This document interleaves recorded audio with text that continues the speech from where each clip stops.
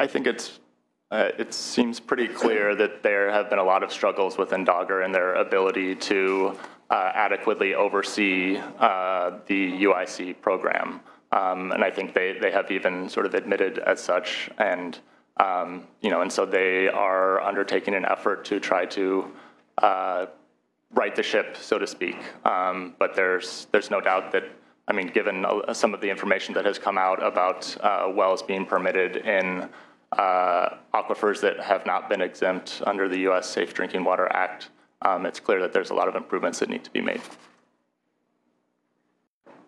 How close are we to the EPA taking from us our own jurisdiction?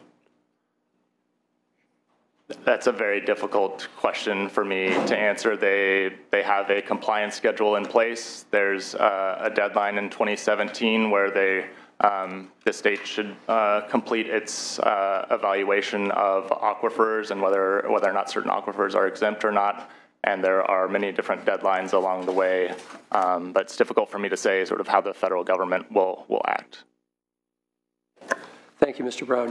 Colleagues, I received a letter from our colleague, Senator Fran Pavley, who's, of course, been working on this issue with others for quite a while. And I think for those of us who know her and have worked with her over the years, there are few in this legislature who have more credibility and who have accomplished as much as she has in the environmental arena. And I just want to read a couple paragraphs from a 2-page letter that she wrote to me regarding this very issue of underground injection. She says, as you know, I have chaired the Senate Natural Resources and Water Committee for the last 6 years.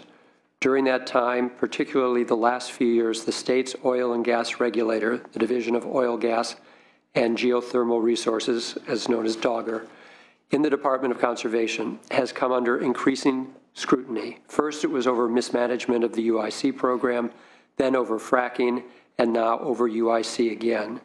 In the current budget cycle, Dogger asked, again in the spring, for additional staff and funding for its UIC program. This is the 4th request in 6 years, and the 3rd of the 4 to come in the spring. A budget history is enclosed. At the same time, the last several months have revealed still more serious and long-standing problems with UIC program implementation at Dogger.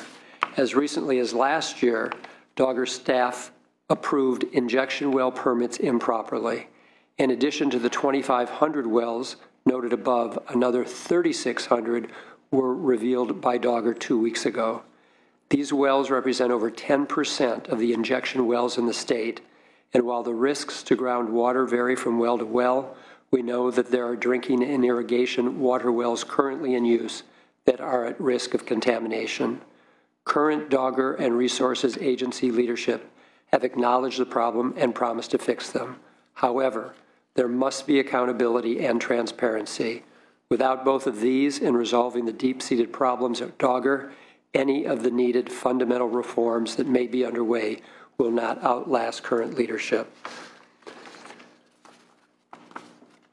I am one who defends government to the end. We're here to solve problems, and we do a lot for the people of California, but sometimes we fail, and I think this is one of the biggest failures I've seen in my time in the legislature, and I just hope we're all getting very serious about this. There was a story, I think, in the Sacramento Bee just this past week. A farmer had lost his entire orchard because of contaminated groundwater. The ramifications are enormous, and in the midst of a drought, I get calls from and emails from friends across the country. What are you people doing? Your aquifers in time of a drought?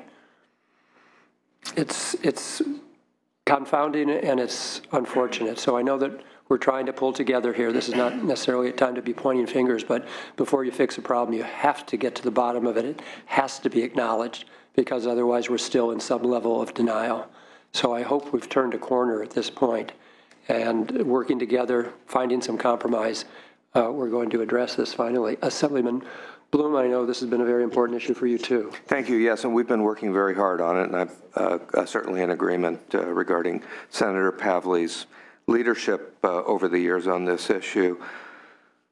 There are clearly, in my mind, serious problems that have existed within Dogger for some time. But to the administration's credit, there is now new leadership in place at Dogger. Mr. Boland has come before my committee and subcommittee, and I'm sure has appeared in front of the Senate subcommittee as well to give testimony. And in my view, he is working very hard to turn that agency around. We need to couple that with the situation that we face today and determine what the best way is to move forward. There are very clear deadlines related to the U.S. EPA's orders and to the Senate's proposal has been to shift positions from Dogger over to the Water Board. That's problematic, partly because of these timing issues, but it's also problematic due to the ability of the Water Board to take on those responsibilities at this point in time, particularly given their additional responsibilities relating to the drought. There have been a number of conversations going on around this issue. I'm pretty confident that we're going to arrive at a resolution that leaves the positions as proposed by the administration, but also provides the kind of accountability measures that will allow us confidence in knowing that that the ship is going to be righted and things are going to move forward in a way that both, I believe, the administration and the legislature expect. Thank you, Sullivan. Senator Lara. Thank you. I just want to, again, echo the concerns and comments from Senator Bloom. You know, the love and hate relationship we have with Dogger is the same one I have with DTSC. And I know that we're working to improve the way DTSC and Dogger do their business. You know, I do have concerns about shifting the positions, and so does the city of Long Beach, where we do have oil production. And this really affects folks back home for me, ensuring that we still have some sort of oil industry, given the fact that 1 out of 8 jobs is connected to that industry back home in Signal Hill and in Long Beach. And so as we move forward, all I say is that let's try to find the appropriate balance. We do have to make sure that our aquifers are healthy and clean, but also ensuring that we don't end for complete oil production in California. So I just, my words are just to express some caution and ensure that we find a proper balance to this very, very important issue. Thank you, Senator. Senator Nielsen. I'd like to follow the observations of Senator Lara in terms of being mindful of the economic considerations. These problems of agencies everyone has some kinds of problems. This one may have more than others. And the answer, yet again, here isn't to give them more staff and give them more money. Sometimes I suggest that cutting their budget would be a better way of improving efficiency and effectiveness. And further, in terms of the Division of Oil, Gas, and Geothermal, it is in part in the eye of the beholder, too, whether they're doing the job or not. And some people's own particular points of view regarding what they ought to be doing can maybe be governing some of the animosity towards Dogger. But that said, I'm critical too, and I certainly want to echo the concerns of Senator Lara. As we proceed in every area, we have got to be mindful of the jobs and the economic opportunities for the citizens of California, and we do not need to be unnecessarily jeopardizing those. And this is a general observation related to our groundwater resources, and we're going to be dealing with that a little later today. It impacts everybody. And I'm going to be talking a little later about industrial use as well as municipal use. It isn't just domestic wells and agricultural wells. It's all of those others that are going to be affected where we proceed ahead. And in terms of our groundwater, yes, it has been depleted. It's been depleted in part because of pumping.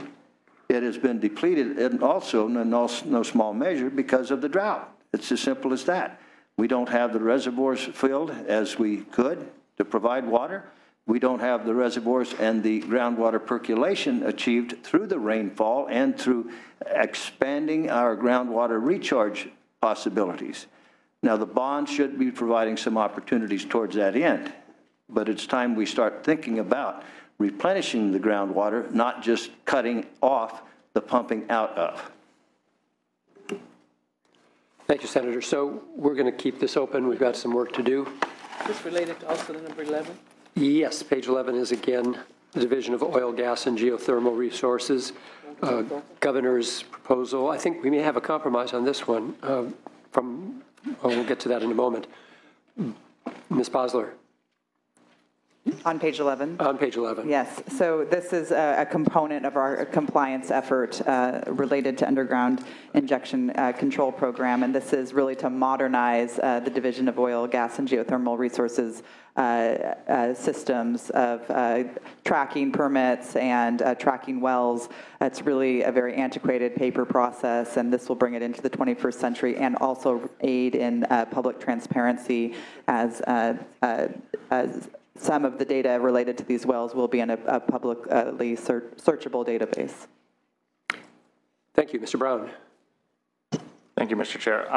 The Assembly approved the governor's proposal, and the Senate approved just $250,000 to conduct a feasibility study.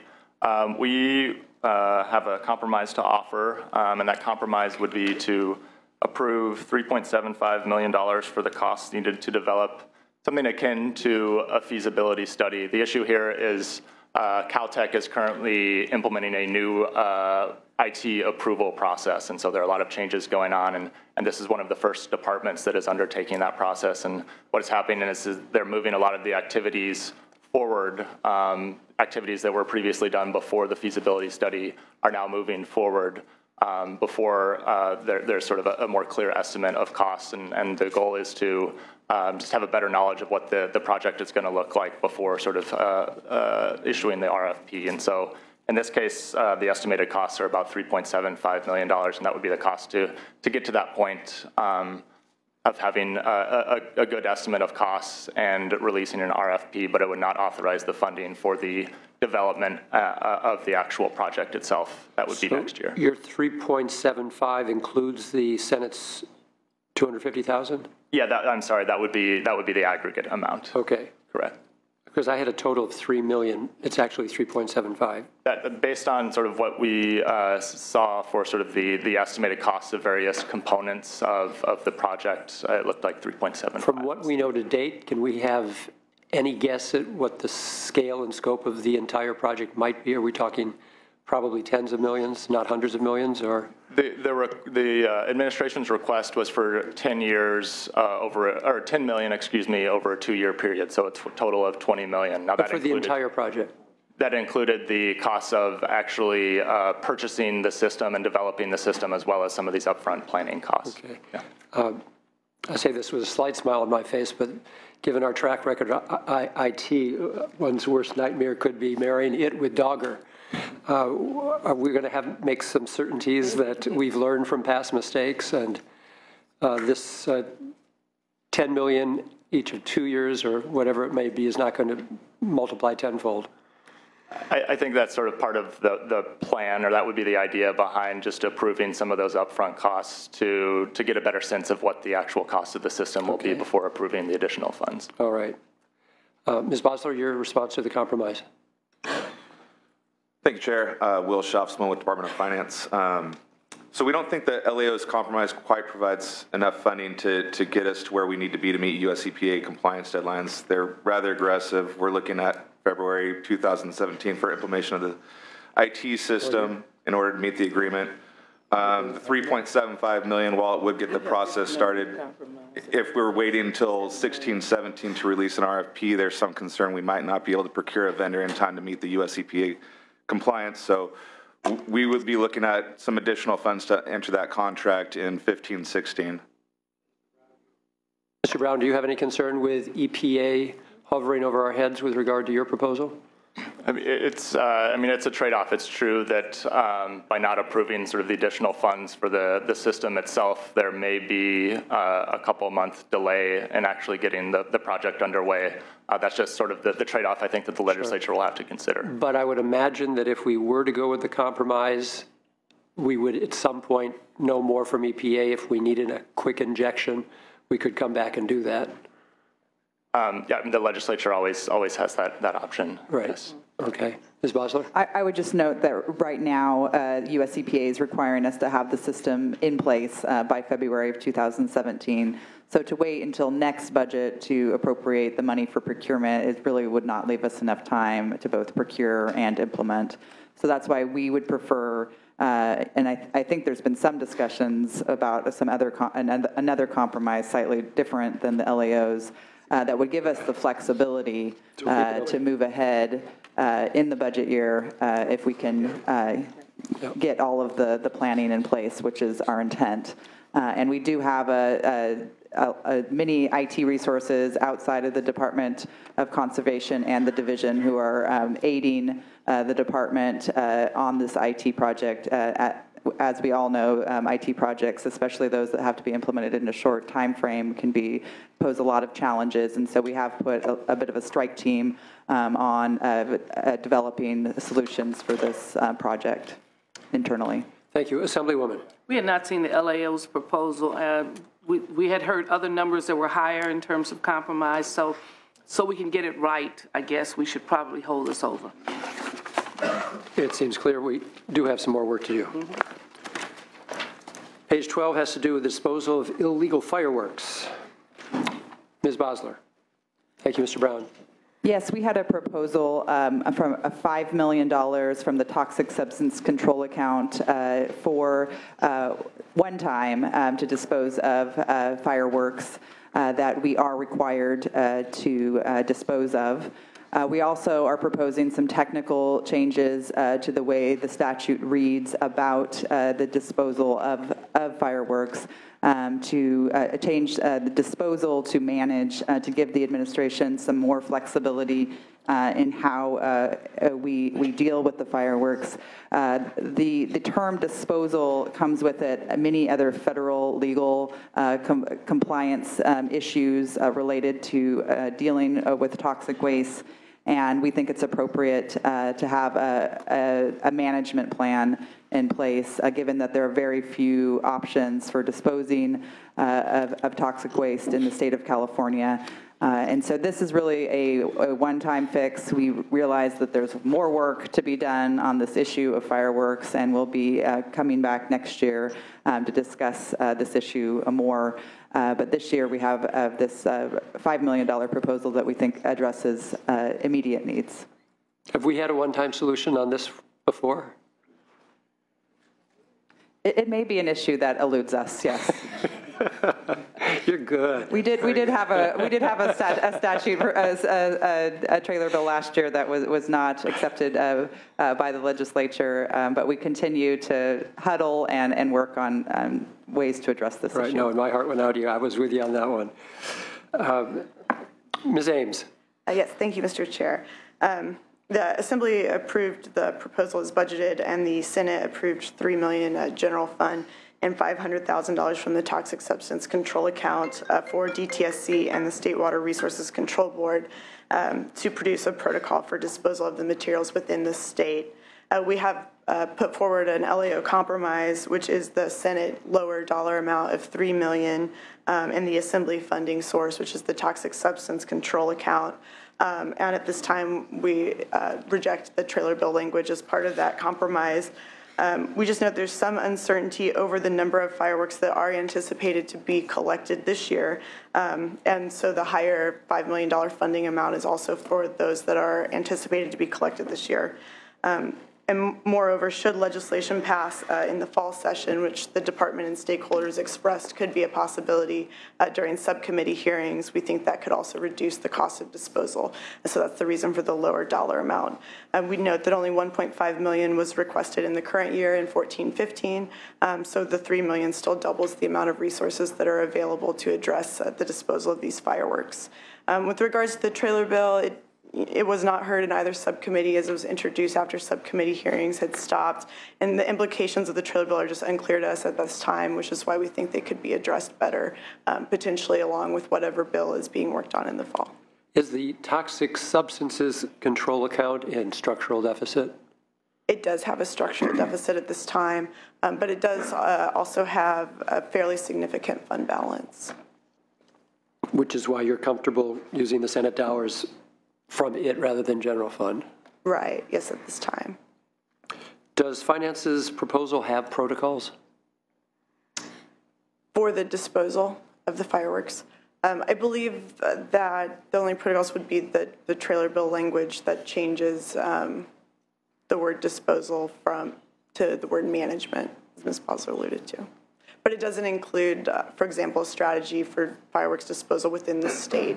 And so currently they have to be shipped out of the state to a disposal facility at a relatively high cost of about $10 per pound. All right. Any thoughts on the compromise as proposed? Senator Nelson.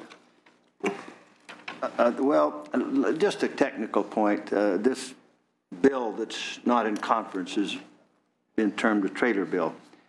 Over the last few years, we've gotten in a habit of calling things trailer bills long after the budget is done. I would submit it's not a trailer bill, it's just a bill. Now, that's a technical point, but it has some legal implications, and we start calling things trailer bills that aren't trailer bills. In terms of the disposal, these secured products that have been confiscated and now stored, how have we been disposing of them thus far? How and where have these been going? Or are they just accumulating in warehouses? My understanding is that some of them are being shipped out of state to a disposal site.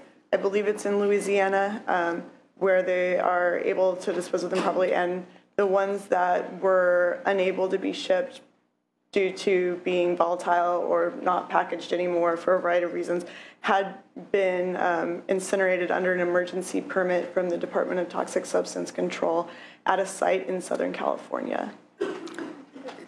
Has it ever been considered that some of these fireworks are legal in many other states, that we developed a process and a permit for them to be taken back out of California to some other state where they can be marketed? Has that ever been considered?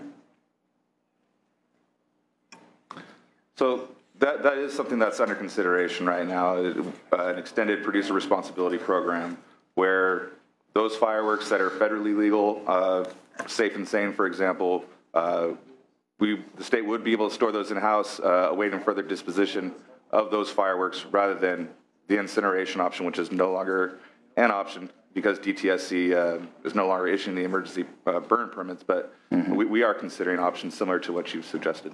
I appreciate that very much. That seems to be a vastly better proposal, not so economically disastrous and consequential. And so I certainly believe that we should make that a consideration. And again, we'll keep an eye on whatever the trailer bill is. But in that trailer bill, I believe it's important to keep this other disposal option available. And again, just accruing monies into that fund is not, to me, the answer. Thank you, Senator. Ms. Bosler, last word. Yeah, just the $3 million we don't think is enough to dispose of the 164,000 pounds, and given that we have very limited options for disposing at this time, we think the $5 million is the right number for addressing the backlog that we have now. Assemblywoman Melendez. Thank you, Mr. Chairman. Just out of curiosity, what about taking the fireworks that are legal and dispersing them to various cities throughout the state who have fireworks shows on 4th of July and things like that? Are we allowed to do that? It's fewer fireworks to dispose of. I think these fireworks are in various states of repair at this point, and many of them have been stored for some time now. Well, on an ongoing basis. These are illegal fireworks that we're talking about. So these are not fireworks that are legal in California. None of them can be used. That's my understanding, but I'd be happy to look into it further.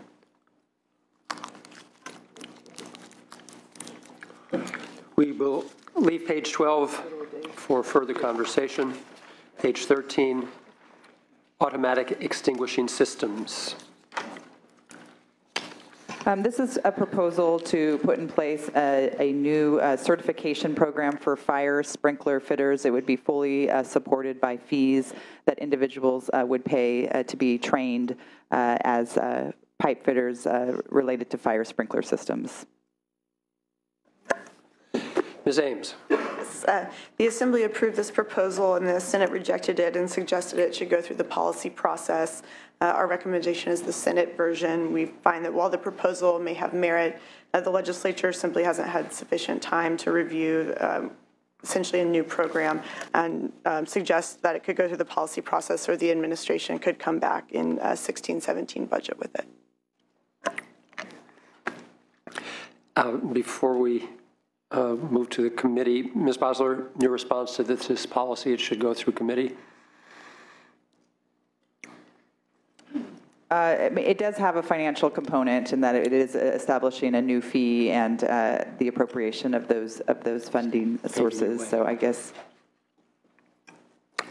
Thank you. Senator Lara. Thank you. With Ms. Bosler's excellent explanation, I move the Assembly version. We do have a motion for the Assembly.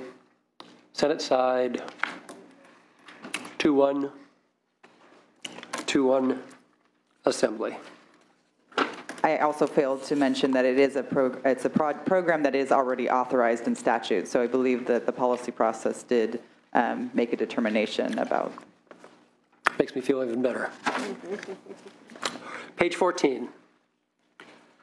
The local state responsibility area fire prevention grants. This was a Senate proposal. Ms. Ames. Yes, the Senate approved $10 million from the state responsibility area fire prevention fund for local assistance grants. This is similar to an action that was also taken last year and was part of the budget, and the Assembly did not take an action on this proposal. We have provided an LAO compromise, which is $5 million one time. We find that the activities do seem worthwhile. There was certainly demand for the funding that was provided last year for these activities, and the fund does currently have a fairly healthy reserve. We do note, though, that the fund has a structural imbalance, and so that's our basis for doing it at a lower amount on a one-time basis. Thank you. And Ms. Bosler, your response. This was not a proposal that we made in our budget, but we know that there's been a lot of interest in these grants and that they do a lot of work to prevent forest fires. We're agreeable to accepting the LAO's compromise. All right, so we have a motion for the compromise, which cuts the $10 million in half. How is the fund itself, Ms. Ames? So if you include the $10 million as proposed, I believe that would leave an ending balance at the end of 15-16 of about $26 million, which is a reserve of about 34% of revenue coming in. If you do it at the $5 million amount, that leaves a reserve of about $31 million or 41% of revenue. Any structural imbalance with this fund? There is still a structural imbalance. There's actually a structural imbalance whether you provide the grants or not. So in the governor's January budget, there's actually a structural imbalance of about $7 million in 15-16. And so whether you do the $10 million or the $5 million amount, there will be. Okay. And Ms. Bosler, with the $10 million budgeted in the current year, I understand the program was oversubscribed, but you dropped the ongoing funding. Was there a reason for that?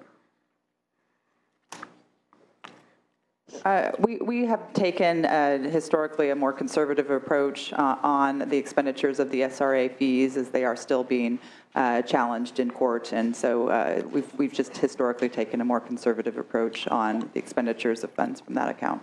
Okay, so we do have a motion for the compromise 2-1.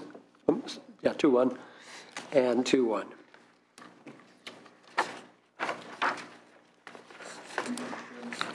Senator Nielsen. I just would indicate that, that is still under pending litigation, and I've still not gotten from CAL FIRE convincing enough evidence that the monies are being used to the degree that I would accept they should be in ways that benefit the individual landowner who is paying the fee. I think that at best, a very liberal construction of what that benefit is has been used by the department, and we have got to be very careful with this. Thank you, Senator. On page 15, we have the implementation of AB 52, another late May revision. Yeah, so AB 52 was a bill, I believe that was passed last year, that requires CEQA lead agencies to participate in a formalized notification process with Native American tribes to discuss potential project impacts on cultural tribal resources in the affected area. This is additional monies for CAL FIRE for two of their programs, both related to timber harvest plans, but also related to vegetation management plans that they put in place. So that's why the fund split that we proposed. Ms. Ames. Yes, the Assembly approved this proposal and the Senate did reject it, stating that it was premature and could incorrectly allocate some of the resources from the two funds, as Ms. Bosler alluded to. We did recommend going with the Assembly version on this because we felt that CAL FIRE did demonstrate a need based on the high quality of CEQA reviews that they conduct. And the bill analysis for AB 52 does reflect these types of costs.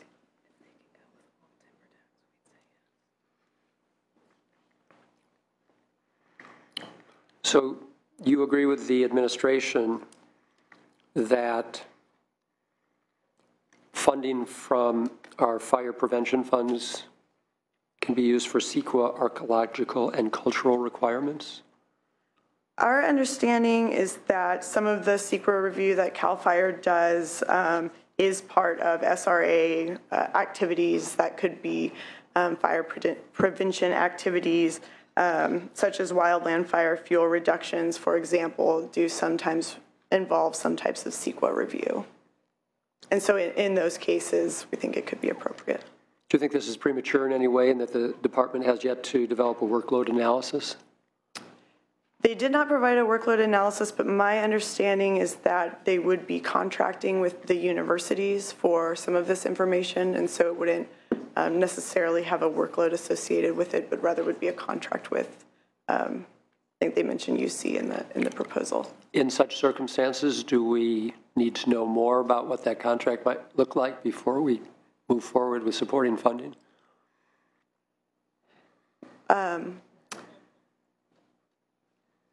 I think based on the proposal that they provided to us, we didn't necessarily have a concern with the contracts that they would have. And, you know, like I mentioned, it does identify in the bill analysis for AB 52 potentially having these types of costs associated with it. And so that's why we didn't raise concerns with the proposal.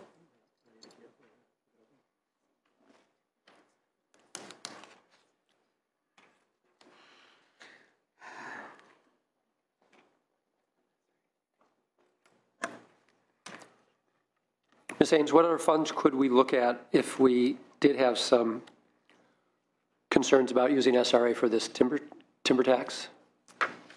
Yes, I know that the timber assessment is the other fund that's proposed by the administration, which could be used. The AB 52 bill analysis also identifies the general fund as possibly bearing some of the additional CEQA review costs for departments. So any problem with using the Timber Regulation and Forest Restoration Fund for all of this? That fund is a tax by law under Prop 26, so you could use that revenue. It has traditionally been used for things associated with the timber harvest plans and those types of activities. Ms. Bosler, I know we're not talking about large sums of money here, but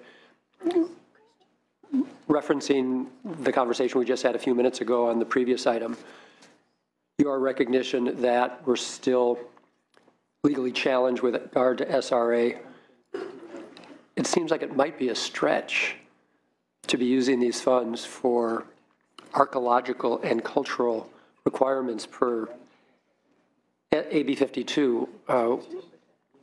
Why would we not go with the timber tax? I think this was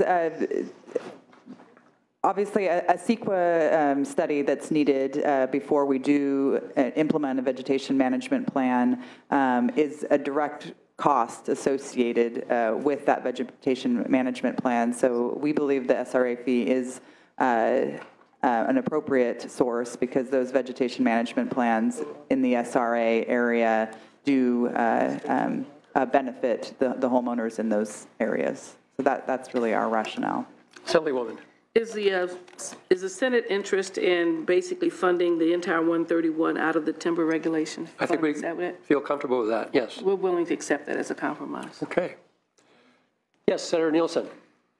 Yeah, again, it is wise to be a little careful about it. I think the administration has, but may I ask, have the tribes been in discussion, engaged in discussion on this issue, or have they been excluded at this point? This is affecting them.